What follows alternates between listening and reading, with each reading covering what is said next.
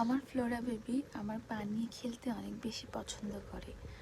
আর অন্যদিকে ও যখন পায়ের মধ্যে মানে থাকে না যে কামড় দিচ্ছে বা এরকম খেলছে, তখন আমার অনেক বেশি সুরসুরি ফিল হয়, কেমন যেন ফিল হয়।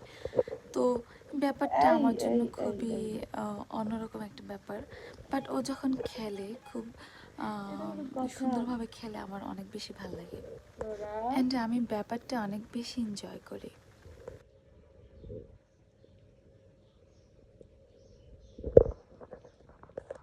এই ফ্লোরা, কি খেপে তাকাচ্ছে?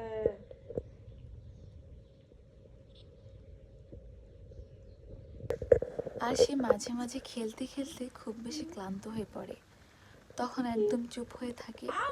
লাগে। একটু পরেই দেখবেন সে খেলে একদম ক্লান্ত হয়ে গিয়েছে, সে চুপচাপ শুয়ে থাকে। ফ্লোরার সাথে সময় কাটাতে আমার অনেক বেশি ভালো লাগে। আসলে সত্যি কথা বলতে, মানুষকে ভালোবাসলে ঠকতে হয়, কষ্ট পেতে হয়। তবে পোষা প্রাণীরা কখনোই মানুষকে কষ্ট দেয় না।